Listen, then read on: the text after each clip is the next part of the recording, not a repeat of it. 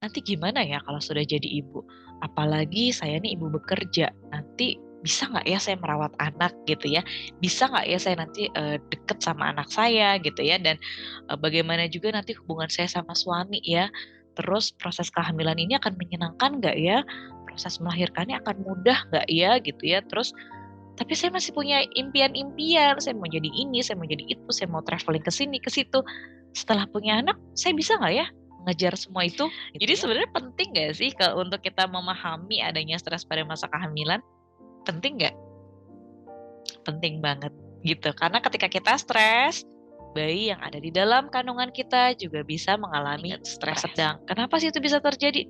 Tadi ada perubahan hormon, adanya perubahan kondisi janin, belum lagi ibu yang bekerja itu biasanya stresnya juga bertambah gitu ya. Belum lagi ketika hamilnya itu mengalami masalah, misalnya dia mengalami hamil dengan tambahan bawaan penyakit lainnya, misalnya hamil dengan kondisi tiroid, hamil dengan hiperemesis gitu ya, hamil dengan anemia gitu ya, atau kondisi-kondisi lain yang memang menuntut seorang ibu itu untuk menjaga stamina fisiknya terlebih dahulu, kemudian baru memberikan asupan kepada janinnya. Itu jelas membuat seorang ibu menjadi lebih stres lagi gitu. Jadi jangan disepelekan dan jangan pernah menyamakan kondisi hamil dari seorang ibu ke ibu yang lainnya karena sudah pasti berbeda-beda.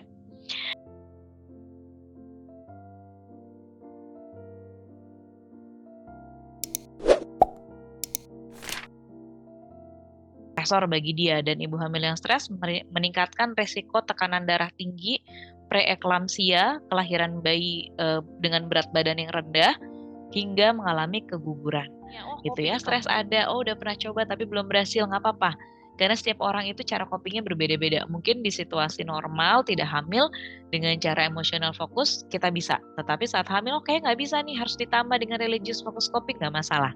Jadi semua coping itu akan kita temukan mana yang paling baik saat kita sudah mencobanya dan kita sudah memahami, oh ini lebih cocok buat saya, oh ini nggak cocok buat saya, nggak apa-apa.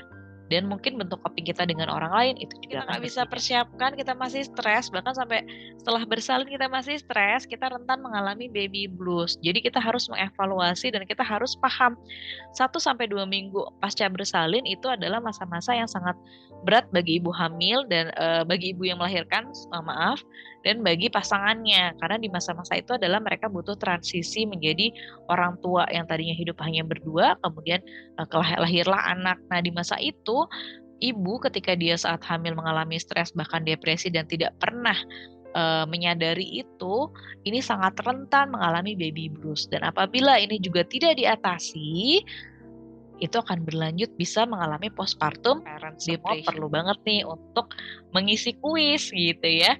Kita ada kuis yang namanya apa sih sebenarnya bentuk lekatan yang kita milikin. Jadi dengan mengisi kuis ini kita jadi tahu bentuk attachment style kita itu seperti apa.